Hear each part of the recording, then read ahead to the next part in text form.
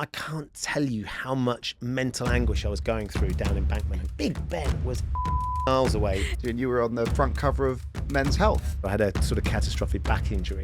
Did you have to accept that you may well not run again? Considering I didn't want to put this on record, and now I'm telling you everything. Today on the Runna Podcast, we are joined by the incredible Ben Shephard, fresh on the back of his first marathon in 16 years. He's a British national sweetheart, presenter and broadcaster, and someone who's seen fitness be a huge part of his life throughout his entire career, until he had a really challenging back injury and was told he would never run again. But this year he decided to take on the challenge of running the marathon, and not only did he complete the distance, but he thrived and is an incredible inspiration to his two sons. And we talk through everything it is to continue to be a health icon into later life. You're going to love listening to this episode. Let's get into it. Hey Ben, how are you? Well, having completed London 3 days ago, looking at the two of you, you look a lot healthier than I feel right now. Oh, I'm not Genuinely. sure. You look quite sprightly getting up off the chair downstairs. I was not sprightly, Ben, in any way, shape, or form. I think if the pain that I'm feeling is sort of what I had to wear for completing the marathon on Sunday, then I'm sort of relatively satisfied with it. I just quite like it not to hurt now. I've had enough. You're on day 3. I think that's kind of like it's Is it on the way Is it home from here. Okay. I think days 2 and 3 are the worst, and then it gets better quite quickly. But we're going to come on to London Okay. in a few moments' time. But before we do, I want to rewind and take you back to maybe what got you into moving your body and exercise and running all those years ago. Well, if I was at school now, if I was going through school now, as opposed to in the 80s, then I would have been a classic sort of diagnosis of a kid with ADHD. Absolutely zero ability to sit still and focus. Just wanted to be everywhere, doing everything, hands in everything, and constantly in trouble for jumping around, running around, flying around. Spent my life desperate to play any sort of sport with anybody at any time, whether that was running, kicking, hitting, jumping, anything at all. I as a parent now with 2 boys who are 21 and 19, and understanding what boys can be like. I was the youngest of 3. I must have been a nightmare as a child. And there was that element that I just thrived in that environment where I was just a bit like a dog. I just needed to be running. I just needed to run off my energy. And it's just play. Yeah. Oh, for sure. And I loved it. That's where I felt most alive. It was what I enjoyed doing. It's how I bonded with people. And it didn't matter what the sport was, what the exercise was, what the game was. I was very competitive and I would always go too far, but I just loved being physical and energetic. Were you good at sport? Like, did your teachers, praise you for that? Whereas if you were disruptive in the class, they might have done the opposite. Oh, yeah, the sport was the only place I was any good. I was somebody that I'd actually try and work quite hard. My parents were really fantastic sort of guides in terms of education, and they made huge sacrifices. When I changed schools when I was 11 and I went from state school to private school and I managed to get a scholarship to go, my parents made a huge sacrifice for me to do that. But up till then, and even then really, sort of where I excelled was in the sport environment, just because I had an aptitude to it, and I wasn't necessarily the most skillful, but I was always the person that would work hardest. If ever there was sort of testament that doing your 10,000 hours is more important than actually innate skill or gift or ability, then I was absolutely the test bed for that, because I just wouldn't stop running. I just wouldn't stop. I just couldn't get enough of running around and jumping around and kicking stuff. And so where does then movement, running around, this energy slot into the working world after you leave school? Well, I got a degree in dance, which again was a degree that I fell into by accident, and absolutely loved, and a very different way of moving and working. I think I wanted to get into performing. I loved being in front of people and performing, and the world of broadcasting and presenting that I do now is an extension of that, unquestionably. And actually, I see a lot of what I did in the sports arena is a similar sort of experience. I mean, if you compare what Sunday was like, you know, with tens and tens of thousands of people on the sidelines, as the runner in that marathon, you are performing, you're on a stage, you know, people cheer, and I work in television, so people know who I am, but you're constantly being spoken to all the time. There is an element of performance about that. You know, you set yourself up to say, this is what I'm going to try and achieve, this is what I want to do, and you push yourself to hit that goal. And I think that I have found myself in a world now that really feeds into what I'm good at, which is short attention span, live environment, thinking on your feet, consuming energy, a lot of adrenaline. And I've been very fortunate to find myself in a world that really works with how I am as a person. Because a lot of your TV jobs fall into sport now and challenges. That's surely not a coincidence.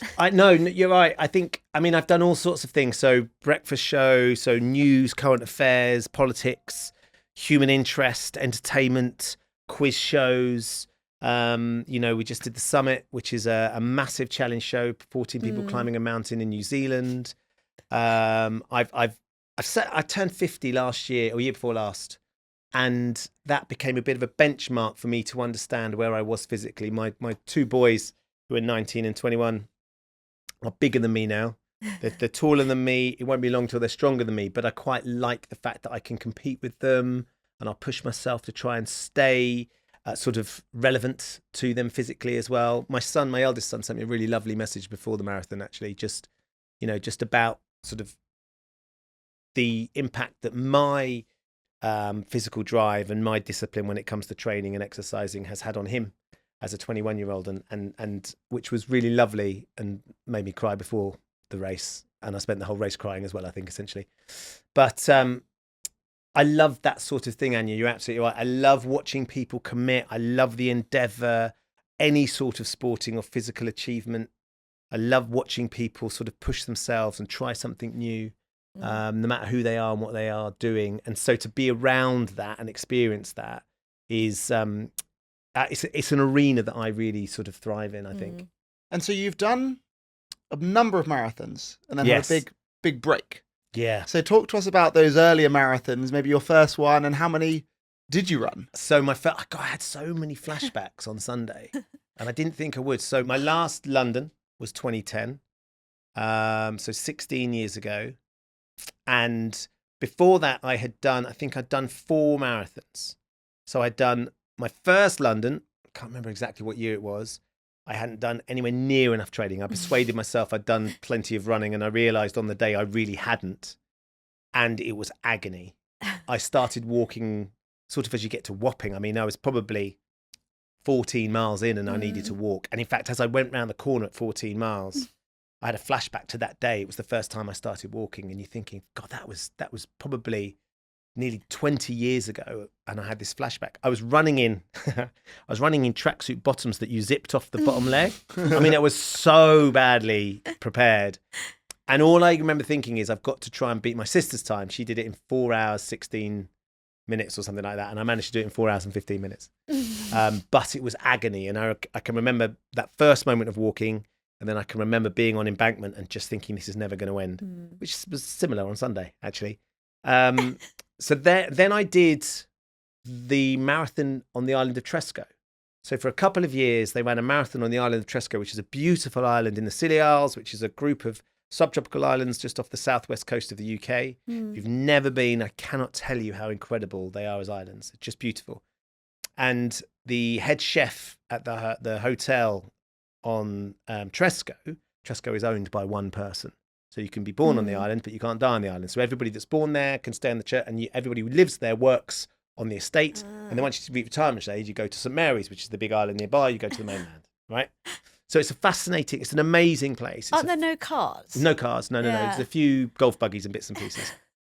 But his daughter had cystic fibrosis, and at the time I was an ambassador for the CF Trust, and their season starts around the same time as the marathon.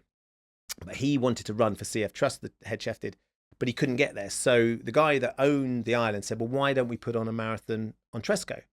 So for a short period, so 4 or 5 years, there was a marathon on Tresco on the same day or around the same time. And it's 7.5 laps of the island. And it's extraordinary because all the holidaymakers come out, they give out sweets, like the people sort of lining the streets in London, they come out, they give out sweets, and you run past everybody 7.5 times. And then at the end, there was about 110 people did it. At the end, it was like a village fete. You're in the village hall and everyone gets their medal and somebody wins. And it was magical. So I did that twice. And the second time I did that, I was training to do the Sport Relief boxing match on the BBC. So I had a fight with Lamar.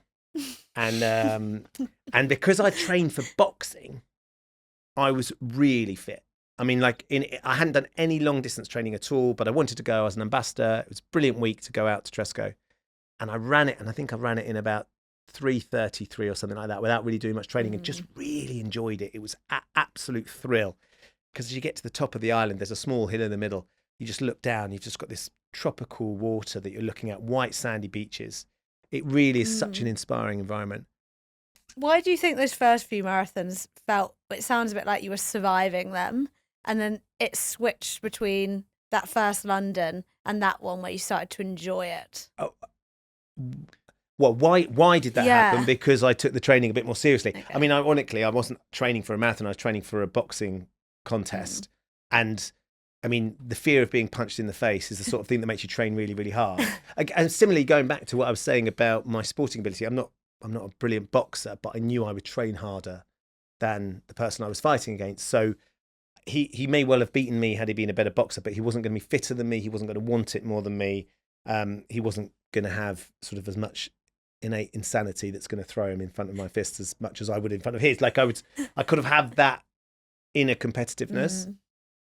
And by the experience of training for that and running the marathon, I thought, that was like, oh gosh, you can actually run this sort of distance and it can be joyous. I mean, it really was an amazing experience, euphoric getting to the end. I did London again in 2010. So that year I did 2010. My really good mate, Ivan, who I'd taken to Tresco, he's a really fantastic club runner. And he won the Tresco Marathon that year. He beat the person who'd won for the last 4 years. It was quite a thing. And I'd said, oh, Ivan, do you reckon we could do a sub 3-hour marathon? So this was 16 years ago. So he gave me a bit of a training plan and I trained hard for it, but not hard enough, nowhere near hard enough. And I was on the start line and I said to him, look, I don't think I've done enough training for sub 3 hours. And he said, well, we've got two choices. We can sort of go out and sort of take it at a relatively steady pace and see what happens, or we can go for it, see if we can get to like 18 miles and see if you can hold on. And I went, yeah, come on, then let's go for it. Got to about 80 miles and the wheels fell off and massively. Like it was such an eye-opener to understand the importance and the complexity of really smart training in order to achieve a goal like that, which was way more than I could have possibly imagined. I kind of figured, I can do that. That'll be fine. And that couldn't have been more wrong. I think I did the first half in 1 hour and 20 minutes. And I did the second half in 2 hours and 3 minutes. I mean, it was agony, mentally absolutely torturous. Unfortunately, he was pacing me, so he literally dragged me around for the last half, more than sort of the last sort of 9 miles or so. And then I left it for a bit because that was quite a distressing moment. And the pain afterwards was like, wow, I can't, my naivety, there's up till that point, I think I'd sort of got away with quite a lot of stuff without really thinking about the implications of what I was doing physically. And then the same guys had his son, Seb, who was born with a heart defect, had to have open heart surgery at the Freeman Hospital in Newcastle. And Ivan and Nadine, Seb's mum and dad, wanted to raise some money to say thank you for saving Seb's life. So we started these charity challenges where we ran across the country. So we did the coast-to-coast route from Whitehaven to Tynemouth, and that was 5 marathons in 5 days. And then the next year we cycled 2 days and then ran back. So in 2 years, I did 10 marathons, essentially, 5 in 5 days. And that was an amazing experience because you realise, what I sort of came to understand is how much tougher marathons are mentally than they are physically. Getting up the next day and doing another marathon because you've got to, as painful as it is, if you're surrounded by a few mates and you're doing it for a great reason. And we weren't under time pressure or anything like that, and things were set up for us. Was an extraordinary experience, an incredibly bonding experience for me and the lads that did the first year. And then the second year, and then they did another couple. And then by the time we finished in Tynemouth, there was hundreds of people joined us for the last sort of couple of miles and ran into the sea there. And it was around then, and it was an amazing experience, like painful, agony, because I couldn't have run another marathon on Monday, by the way, this year. I couldn't have done it, but we weren't doing it the speed that we did it Sunday. But surrounded by your friends and knowing you've got to do it, you haven't got a choice, and it will end. You just keep going. And that was amazing. Annoyingly, but not long after, I had a sort of catastrophic back injury. And that was about 10 years ago. And it was at that point I stopped running because my back surgeon said, you've got to stop running, because if you carry on running, it won't be the marathon that causes the problem. It's the training for the marathon that will cause the problem for your back. And you might not be able to carry on playing with your kids or your grandkids in long. So suddenly the physiology and the checks I've been trying to cash on my body stopped being cashed, and they started to bounce. So you suddenly start taking that much more seriously. So did you have to accept that you may well not run again? I genuinely, when, we started talking about this marathon, I never thought I'd run another marathon again. That's why, despite, as much as I'm trying to process what happened on Sunday, I keep having to remind myself I never expected to be back on the start line. I never expected to be on that course in this incredible city, surrounded by the most extraordinary support. Testament to the medical support that I've had in the run up for the last few years to look after my body, to understand that sort of the wisdom that I've been able to glean from really brilliant professionals around me about how you can maintain your physicality as you get a bit older, thinking about long term, what I want my 70s and 80s and 90s and hopefully beyond to look like. And then sort of the opportunity to partner with Runna for this marathon was really exciting and quite scary, because I think, as we talked about, Ben, when I first started, my expectation was I could start training for this, but I might not make it to the start line because I have so many issues. I had a sort of maybe 4 years ago, I absolutely mashed my knee playing football, ACL, MCL, fractured the kneecap, completely destroyed the meniscus.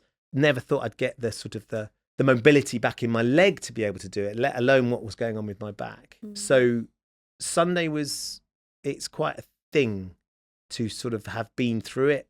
And my wife was really nervous about me doing it as well, because you sort of get to a point in your life where everything's sort of going along nicely, and I'm not as injured as I used to be because I wasn't doing as much running, but actually the running I had been doing previously and how I'd been pushing myself wasn't helping my body. It was pushing it in the wrong way. And that's the brilliant thing about the guidance that you guys have given me, is that I've been able to train in a much smarter way that has worked and meant that I got round on Sunday. Well, we can dive into the training, and I think it is amazing hearing that. I think one of the bits that comes through within that time horizon as well is that you've also become a massive, I guess, role model for health in many ways. And you were on the front cover of Men's Health for being the fittest you've ever been at 50, which is amazing. What does that mean? And I guess fitness and health must just be such a through line, which is also the reason why you were able to rebuild and be in a position to then be able to do this thing that a doctor told you might be impossible. Yeah, I think and for years I just took it for granted. For years, the kid in me that just thrives and loves running and being out and kicking a ball or hitting a ball or chucking stuff and jumping off stuff and swimming through stuff and throwing yourself out of stuff, the adrenaline junkie, the need to push myself, I just took it for granted. And suddenly when it's taken away, and you realise you can't do the things you used to do, that's a stark reality. Tell you what happened. I set myself up to do a Fit at 50 challenge on my social media, on Instagram. And it was very much just for me to see if I could get myself into the best shape of my life when I turned 50. I said it in the August, and my birthday's in the December. When I was 38 in 2012, I had done a Men's Health shoot. And I probably was in the best shape of my life, just in terms of having metrics you could measure. Like, you can't measure mentally, emotionally, spiritually how you're feeling, but you can measure your body fat, you can measure your lean muscle, you can measure those elements, the practical, actual benchmarks. And I was like, okay, let's see if I can get myself into that physical shape with the metrics that we've got by my birthday, but then also to sort of, for me to process it and understand it and to be able to evaluate emotionally how I feel at 50 about the future and the past, and spiritually as well, I guess, in a way, and understanding the importance and the value of mobility and health and all those sorts of things. And as I was doing it, I said, I knew a friend of mine used to sort of edit Men's Health, and he's sort of not the editor anymore, but I contacted Toby, and I said, look, do you think they'd do a photo shoot? Because I think it might be quite a nice way of bookmarking it. And we were planning on doing it online. So for the online magazine, not for the actual magazine, which was totally fine. I had I genuinely was doing it for my own sort of personal drive and satisfaction. And also because there's nothing like a topless photo to make you think, right, I've got to hold myself accountable as well, right? And then we did the photo shoot, and they saw the photos, and off the back of the photo shoot, they said, hold on a sec, we think we need to put this on, because turning 50 and suddenly representing a different stage in people's lives was something that they wanted to put on the magazine, which was hugely flattering for me. That was, that wasn't my initial driver, but has been an incredible experience just in terms of the impact that the picture had and the reaction that it got and the difference that made. I now host a podcast with Men's Health as well off the back of it, because that copy sold so well. And I think there's an element that maybe I'm a bit more relatable because I'm a bloke off the telly rather than a professional sportsman or a movie star, because they have really, really huge stars on their covers. And it was quite a moment to sort of appreciate that and understand sort of how hard I'd worked.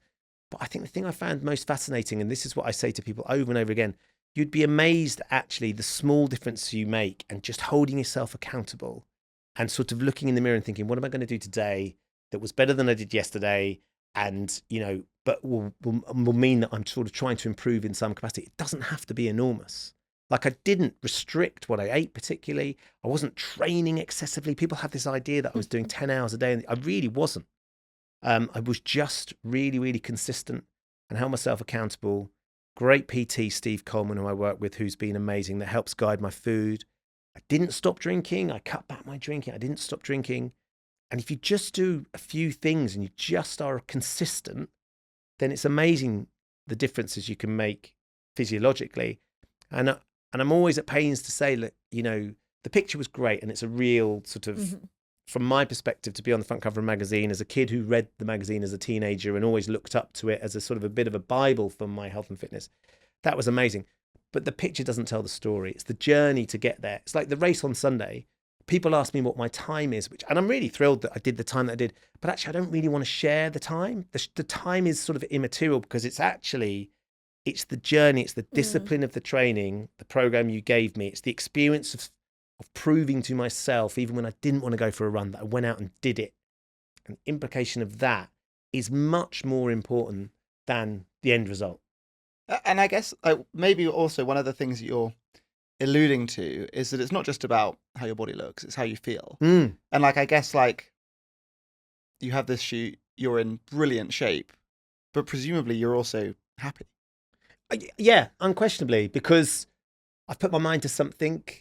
And hard. Something that involves discipline, something around a very busy life. Like, I'm still working, I'm still getting up, and I'm doing, a day job where I'm sort of live on television for 3 or 4 hours a day. I'm working on the weekends. I have a busy life, and I'm very lucky because I do a job that I love. But the priority at that period was, okay, my physical and mental well-being. How do I make sure, come my birthday, I can be in the best shape that I can be? And actually, I wasn't sure I would be able to be. Like, if that was part of the question was, is it feasible at 50 to push myself to see what I can do? And, I was really, really delighted that I got into such great shape, and that hasn't changed since. Like, I carry on. It sort of informs how I live. I'm probably not as restrictive with some of the sort of the macros and the diet bits and pieces, but I'm still training hard. I'm still enjoying that, because that gives me so much. It allows me to not get as much sleep. It allows me to go and do the job that I do. It allows clarity of thought. Well, that's probably also what then is exactly what inspires your son, and the note that he tells you before you set off is that everything that it led you to doing that is exactly what leads you to being a brilliant role model to him and a nation. Yeah, that's nice of you to say so. I kind of feel it's interesting, because I never dwell on it. with regards to that. So when Sam sends me a message, Yeah. and interestingly, he's at university, he's studying maths down in Bristol, and he's in his second year, he's got exams, and he's up, and he said, I'm loving it, Dad. I'm getting up at 6:30. I'm going to the gym, getting the gym done. Then I'm sitting in the library for 4 or 5 hours. Then I'll go and do a run in the afternoon, and then I'll do a bit more because he's got really important exams. And I know that, or he's been really generous at just saying, look, that's come from your example. Has he seen you ever fail any of these challenges? Yeah. Okay. Oh yeah, for sure. He's seen me fail. He's seen me struggle.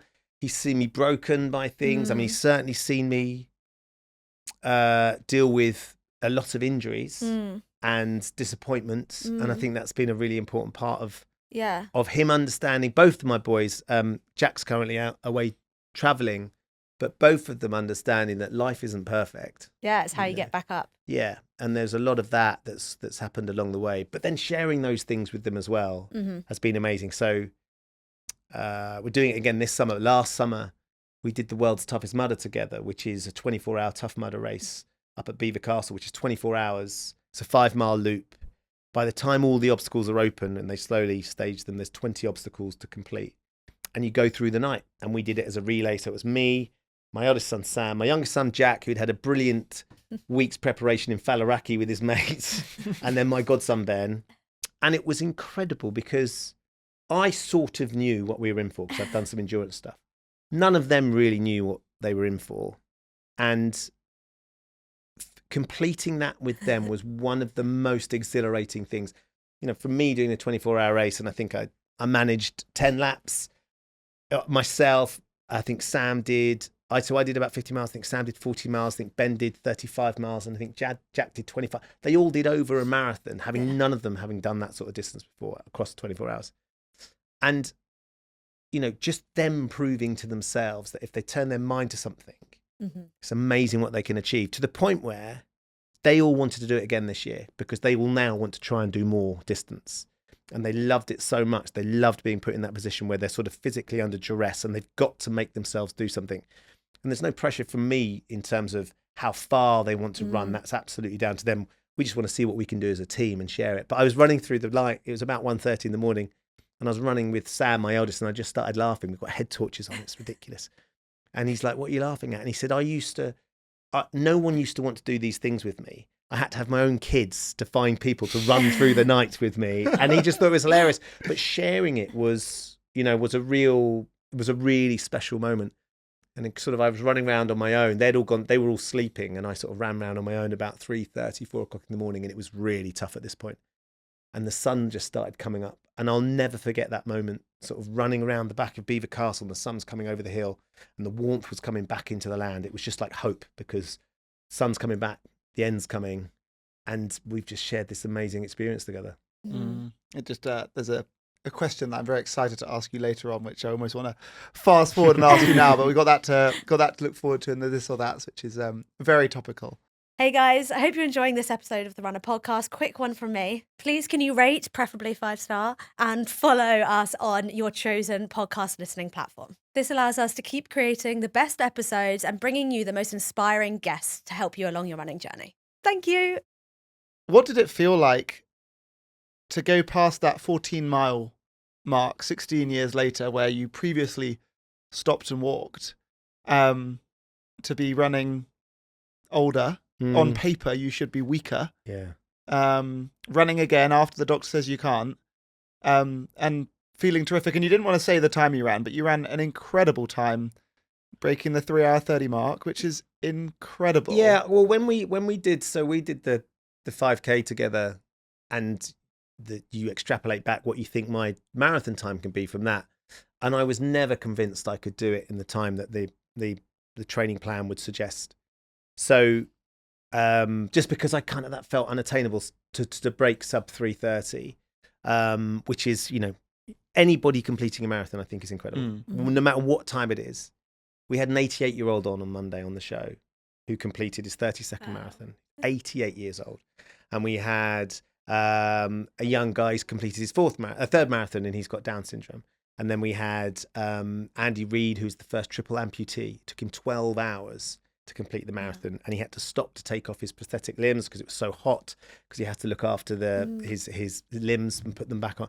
I mean, you think anybody completing a marathon, no matter how arduous or difficult or fit or whatever, I think is just incredible. I had a really wry smile on my face because it was so strange, Ben, because I haven't thought about that much at all. And I just had this flashback moment to that bit of Wapping where you come around the corner. I think it's Wapping, isn't it? A bit sort of near St Catherine's Dock. And you're just going, I'm thinking, oh my goodness, I started walking really early. I mean, I was in that much pain that first time. And then I was thinking, there's still a very long way to go. And I was sort of randomly smiling. Did I feel I probably didn't feel that confident. I didn't feel necessarily like I was in terrific form. I didn't feel like, I don't think at that point I thought I was going to complete it in the time that I completed it in. It was just a real sort of moment of clarity about where I had been previously. And then as I went off around Canary Wharf, I started getting flashbacks. I was saying this to Ivan. I messaged him to the marathon in 2010 when the wheels came off, and I'd sort of taken so many painkillers I was hallucinating because I was just desperately trying to work out how I was going to get round. And that was going, when you go through the tunnels and you suddenly come out and it's really bright and the reflection of the light across all the glass, but the noise and the sound, that cacophony of sound and energy from the crowd, which is really disorientating, incredible, but quite overwhelming as well. And I sort of had these moments of thinking, I remember coming along here and just sort of saying to Ivan, right, you're just going to have to talk to me because I can't imagine how we're going to finish this race. And I think both those moments, or those little moments of realization, was sort of real boost to just thinking, oh yeah, you're going to remember this. You're going to remember this. It's not going to be easy. None of this is going to be easy, but it has been harder.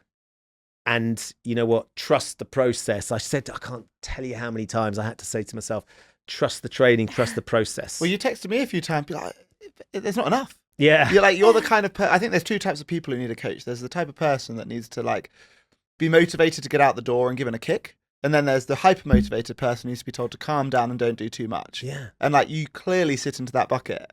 But it's so funny, you did what you needed to do and it came together. Isn't that part of training this time around? You said you weren't as strict with your diet. It feels like it's been more sustainable and more, because you've got the privilege of being able to run again for the longevity in the sport. Has that been important for you? Massive. Yeah. It's a privilege is the word. I absolutely, I do not take it for granted. I'm very lucky because of the job that I do, the show that I host this morning, which is for your people that aren't in the UK, it's a mid-morning lifestyle show, and we have all sorts of people, human interest stories, entertainment stories, fashion, beauty, cooking, all that sort of stuff. It's a fabulous show, such an amazing array. So I've met some fantastic people that took part in the marathon, both before the marathon and after the marathon. I saw them. And you realise, not everybody gets to do it, not least because there's only a set number of places. So, and understanding the value of that place when there would be 1,000 people to one that want that place. And I was lucky enough to get a place. So I take that very seriously. And then to be in the same company of these extraordinary people that have put themselves in a far more sort of difficult situation. Andy, who completed the marathon, the triple amputee, took him 12 hours. Everything had gone by the time he finished. All the toilets was gone. He was desperate for a wee at one point. Just knocked on someone's door and they're like, no, come in and use the loo, of course. And it's just that sort of, that connection, the community that comes about because of the running. I had really missed that. I don't think I realized how much I'd missed it. Talking to people about their training, finding out about what they're doing and how it's going, what it is that they're looking to do. I've sort of done a fair bit of park run because I can do short running, and I've always really enjoyed the essence of park run and the community around what that looks like. So being able to get back and do that again, and it's just so simple running, isn't it? You just put your trainers on, you go. So much of my training isn't simple because it's weights or it's strength or it's Pilates or it's, it needs to be really carefully guided. I love the fact with running, it's just so simple. Once you can persuade yourself to stop faffing about, stick your trainers on, open the door and go, it's the most freeing and joyous thing, I think. What advice would you give to yourself at the start of the year? Maybe someone who's done a marathon 10 years ago and, June, maybe like you felt, not sure if you'll ever do it again. What would you rewind and tell yourself 6 months ago? Well, you never know what's around the corner. I think you never know just how much you can achieve as well if you put your mind to it. With really fantastic guidance and support and expert input and advice, you can achieve far more than your mind lets you think you can achieve. Physically, as long as you look after yourself, as long as you do the work, as long as you're disciplined and you hold yourself accountable, it's extraordinary what you can achieve. And to trust the process, I think that's the other thing. Because I kept saying to you, Ben, are you sure I'm doing enough? And I don't feel like I'm running fast enough. My training, my previous marathon training, which, as you probably sensed, Daniel, was pretty hopeless and random and approximate, was, okay, 2 short runs in a week, a long run on the weekend, and do them all as fast as you can. And mostly that's because I want to get it done, so it's done. Rather than, okay, run this kilometre at this pace and then have a bit of a break and run this kilometre at this pace. Now do this one faster. And all of that I found absolutely fascinating. But I think I found it fascinating because I'm at an age now where I really value the detail and the guidance.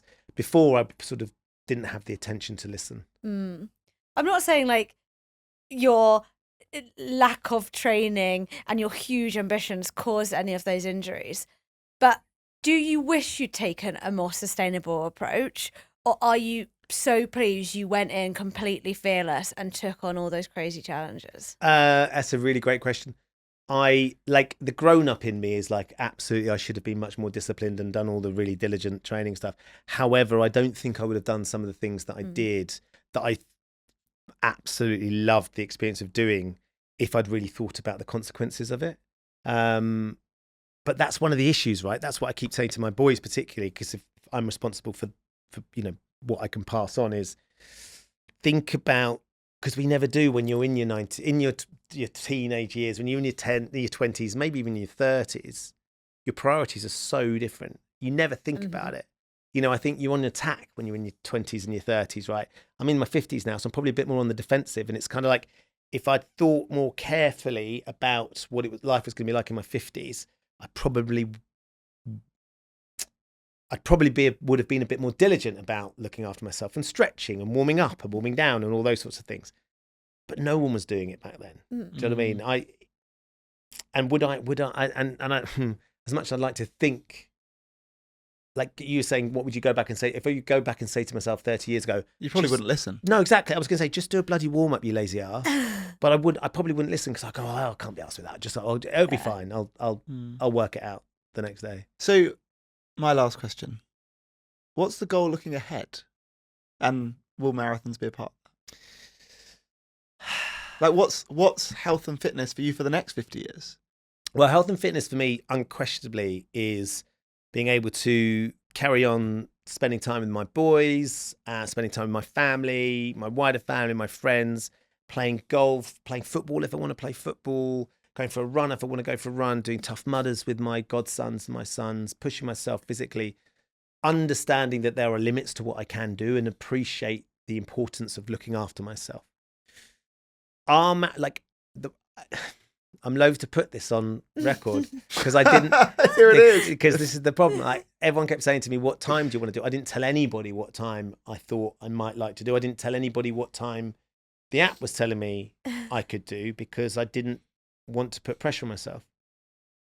When I finished the marathon on Sunday, we went for lunch after I'd been with you guys, and I went for lunch with my family. And they said, "What do you think?" And I said, "Well, I'm done. It's great. I've done it. I don't need to do it again." And I really felt like that. I really didn't want to run. The duress and the mental pressure that I put on myself, particularly those. It's really funny. You think, right, the last 10 kilometers, last 5 kilometers is going to be the best bit of it, right? Because you've done it and you're there. I can't tell you how much mental anguish I was going through down Embankment and coming around Parliament Square. Big Ben was absolutely effing miles away forever. Yeah. Like, it just doesn't get any closer. I mean, like, that's the most torturous bit of it. And I'm going, and then you go, well, it's 5 kilometers. That's just part one. And it's 3 kilometers. I know the 3 kilometer run. It's from my house down to the bridge, over the bridge, back again. That's a 20-minute run, less than 20-minute run. That's just, and it's like, this is interminable. It was like, I've got to go to the next lamppost. I've got to go to the next lamppost. There's no lamppost. I'm going to go to the traffic lights. Like none of it was absorbed. And then you turn around and you're heading up towards Buckingham Palace. It took about 15 years to turn right to come round the mile. I mean, I'm like, and then even the start finish line, someone said to me, yeah, but it's right at the top of the mile. No, it's not.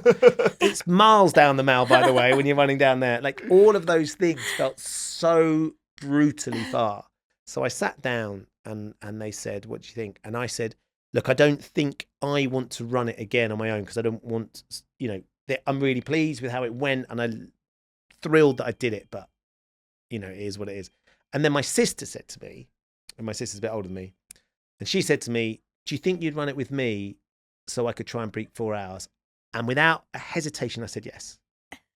And without a hesitation, I said yes, because suddenly it wouldn't be about me. Suddenly it'd be about training with my sister, which I'd really enjoy, and helping her achieve something really special for her. And then suddenly that felt like a really extraordinary challenge that I would absolutely love. So it's really strange, isn't it? Because I wouldn't want to run it on my own now, but I would run it with other people and enjoy that process and really relish the opportunity of looking after her like my friend looked after me all those years ago. And then there's part of me as well, considering I didn't want to put this on record, and now I'm telling you everything I want to do, part of me that's always wanted to do an Ironman and realised I never could do an Ironman or thought I never could because I couldn't run a marathon. And I've just run a marathon. So actually, could I do an Ironman finally after all these years? Do you know what I mean? Maybe what you need, you loved the 24-hour Tough Mudders with your sons. You should all push yourselves to an Ironman together, and then you get to encapsulate the group mentality, shared experience, and you're probably all cresting at the same time where you're getting older, they're getting stronger, and you're at the perfect time where he's the fastest shepherd. It's a great idea. I think Sam would be well up for it. My son Jack, the idea that you suggested doing an Ironman, I think he would want to kill you right now. He's very busy in Vietnam, enjoying everything that there is on the beaches in Vietnam, the culture over there, which has very little to do with exercise. But I think share a shared experience of some sort that I can see myself doing a marathon again and really enjoying it. But do I want to right now? Do I want to do it on my own? I think the idea, it felt quite low. It's a strange thing to say, isn't it? When there's 60,000 people running and hundreds of thousands of people on the street. It felt quite lonely because I was running in my own head. Everything you've done over the last 10, 15 years and everything you've done over the last 4 months is the reason why you finished, and you finished so well. Thank you. And I think that's the same to everyone who runs a marathon. Yeah. We're going to segue over to this week's feature of the week. Welcome to this week's Runner Feature of the Week. And this week, we're going to talk about a number of features or tools that you have in your armory to make sure your runner plan is as sustainable as possible. Ultimately, sustainability with your training is probably the number one indicator for long-term success so that you can keep sticking to your plan, enjoying it, and then compounding those gains. So first up, there are a few things that you can do. We've got our training preferences, which allows you to both choose your training intention for your mileage and the way that your mileage grows over time, but also your difficulty. So for some people, you might really enjoy running bigger mileage, but you don't want to see as much challenge with reference to paces so that you can reduce maybe the length of distances of your speed sessions, or even how often we set challenging paces for you in your long runs. The next one, it might sound obvious, but is to think about your number of running days. So it's very easy to have doing huge ambitions and intentions when you're starting a plan and to maybe select a few days a week of running more than is sustainable. And while you may well be able to get away with this for a week or two, in reality, it probably won't work very well long term around your busy life, and ultimately it will be too much for your body to jump into. So we always say stick with the number of running days that you're used to, or increase by 1 day. Get used to that. Make sure that you mentally and physically agree with that before letting that go up any further over the long term. And then on top of that, we also have a few other adjustments that you can make to your plan to make sure it works for you over the course of a training block, given that in reality, some of you are going to go on holiday. And when you're on holiday, maybe some of you want to train as normal, but some of you might not want to do a long run or might not want to do your normal speed work. So you can tell us how to make your holiday perfect for you so you can enjoy it guilt-free. And then the other one I wanted to touch on is recently we introduced the ability for you to tell us that you're not feeling 100%. Over a training block, it's unlikely that you're going to avoid all the bugs and germs of life. So tell us when you're not feeling well, when you've got the flu. We'll reduce your training as you need and build you back up. So have a play around in the app, explore some of these different features, and make sure that you are setting up your plan so that you can stick to it for the long term. And if you need any help, chat to us in the support section, and some of the Runner team will be there on hand to help. This episode is brought to you by the Runner app, the #1 rated running coaching service worldwide. And if you want to try it with 2 weeks totally for free, then use code podcast26 for your 2-week free trial. And please remember to rate and follow us on your listening platforms to help us climb the rankings so that we can keep bringing you the very best episodes with the most inspiring guests to help support you with your running. Thanks for that. I'm going to bring us back with some silly this or that's for you. Right, okay. So the first one. Would you rather full TV makeup on the marathon start line or straight into live TV after sweaty intervals? No time to shower or change. Sweaty intervals. Live TV. I did, do you know, stupidly, and I still don't know why I did this, but I decided to have a fake tan on the Friday before the marathon. I mean, I did too. I genuinely don't know why. And I went out to a gig that night because Joel, my sort of business partner, Joel Dummett, was doing a show at the Palladium, and I just sat there in the Palladium getting darker and darker and darker. It was hilarious. And then I thought, and then I was talking to a friend, and they were going, "Wait, but it's all gonna run." So my runner vest on Sunday was the white runner vest that ran was practically orange. And so I understand what I'm saying. I don't know why. I still don't know why I did it. It seemed like a good idea. I went into this. Sorry, I know this is either or, and I get very distracted very easily. This is the ADHD me. I went into this spray tan thing, and the woman's gone, right, what colour do you want? And I've gone, oh, what about sort of, medium? And she's gone, no. And she was Eastern European. She's gone, no, we go double dark. And I'm like, really? Do you think I'm double dark?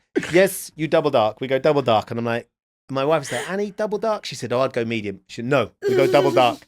And so I went double dark thanks to this Eastern European in Sheen, not far from your house. I need to know to avoid it at all costs. Dear Beauty. I'm the kind of person that will go into a fake tanning place having no idea what I'm asking. Essentially, that's what I did. I actually I had a similar experience with the hairdresser. Right. Where they asked if I wanted wax. And I was like, oh, yeah, go on. At the end of my haircut, and they just bunged 2 things up my nose. and I was there, oh my God, I thought I was getting a quick wax, like, a bit of wax in my hair. I'm going to look fine, get on my day.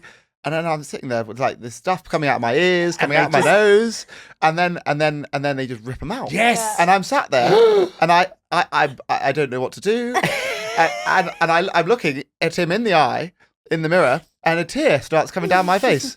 And I'm kind of macho about it, so I'm not like crying and like making noises, but I'm there. There's just a tear on my cheek, and he can see the tear, and he looks so awkward and uncomfortable. So he gets the hairdryer and blows the tear off my face, and I'm there like, this is.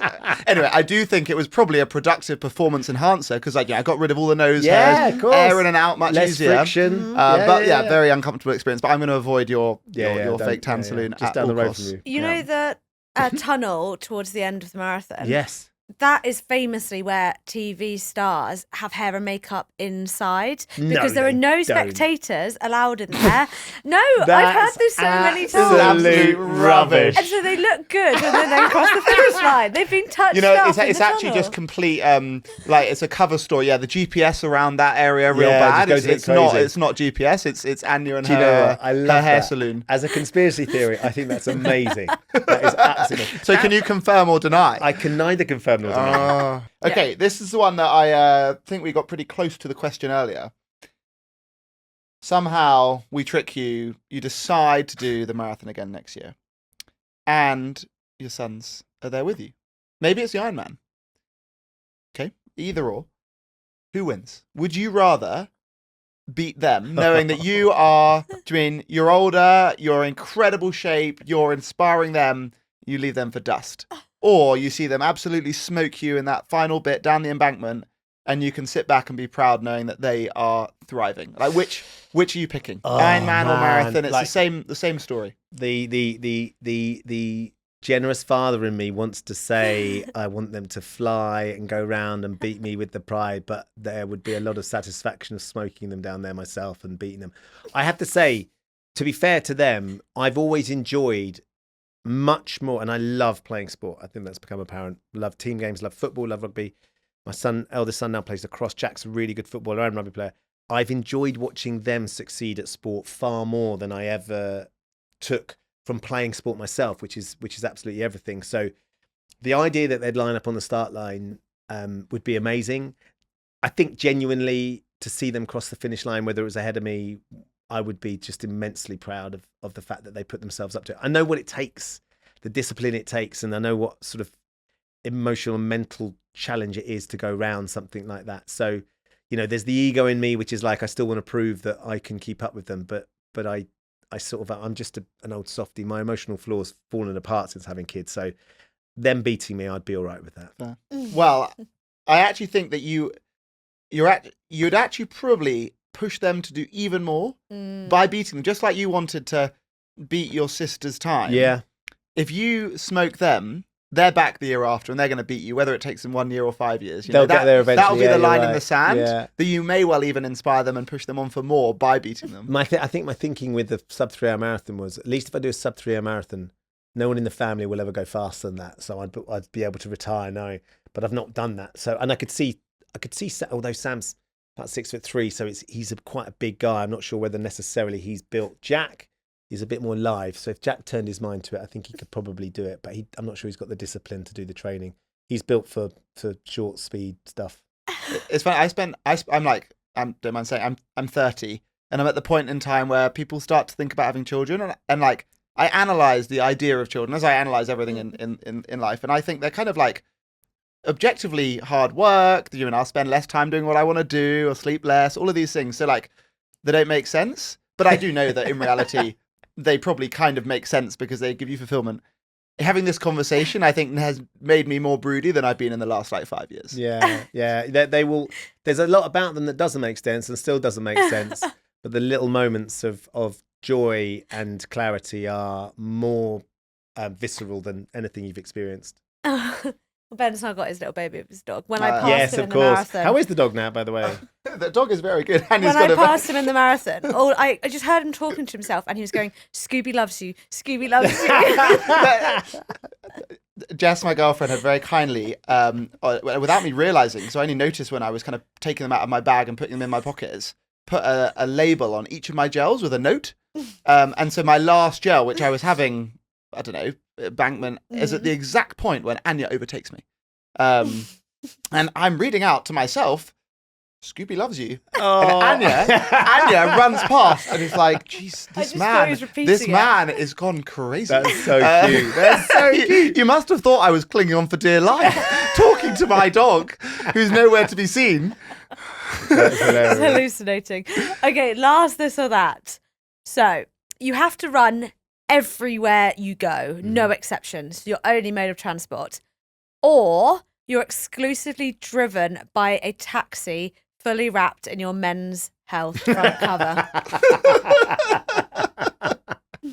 I am very proud of that Men's Health front cover. I have had so much grief from all of my friends and my sons. Yeah. Can you imagine? You go to the pub. Yeah. In a taxi wrapped of yourself. Yeah. They would delight in me going for that. And, you know, for those first few days after the Men's Health front cover came out, you know, I'd get so much grief because like I'd have a top on then, "Oh, it's nice to see you with a top on for a change, Dad." There was all that sort of stuff going on.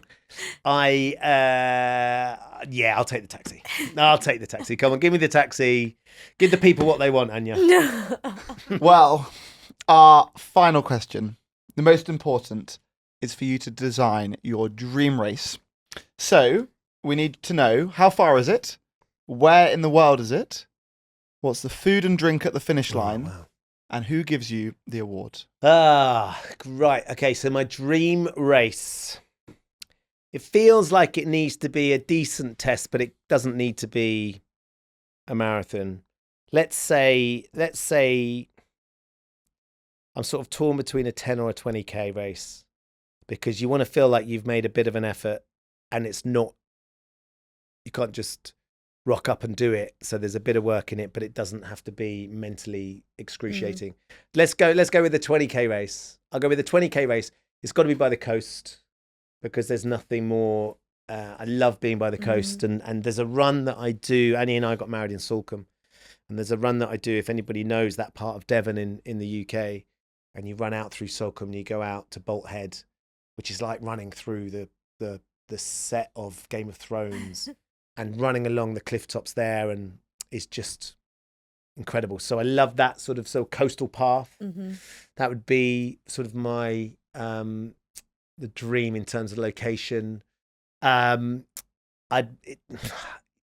would be hard. I'd be hard pushed for it not to be celebrating with a steak meal of some sort and either a really cold beer. Yeah, it's got to be beer, because that's all I was fantasizing about for the last 20 kilometers of the race, was stopping and having a beer. So a really cold beer and some steak. And who would give me the award? Probably, because I'm a big West Ham fan. It would be a choice. You could choose who you wanted it. If it could either be Julian Dix, Mark Noble, or Paolo Di Canio, who are my 3 favourite West Ham players of all time. Declan Rice would have been there, but obviously he went to Arsenal. But one of West Ham, my era West Ham fan icons. Do you know those players? Not Anya? like that's a different language. No. But one of my West Ham heroes to give me the I love it. give me the medal, I think would be pretty special. Sounds terrific, and a very scenic run, and yes, great choice of food. Mm-hmm. I'll do the race, but I'll take the Annie box doesn't with take her medal home. Yeah. Oh, do you not? No, I do normally, but She's not bothered when it's given up by a West Ham footballer. What icon? These are West Ham icons. Annie. Come on. Well, Ben, it's been amazing to get to know you this year, and it was incredible to see what you achieved on the weekend. Mm-hmm. Huge well done, and Thank you. I have no doubt you are inspiring your boys every day. Well, look, I sort of don't say this lightly. I think I put it on a post with the video that you put together for me, that I wouldn't have started this without Runna.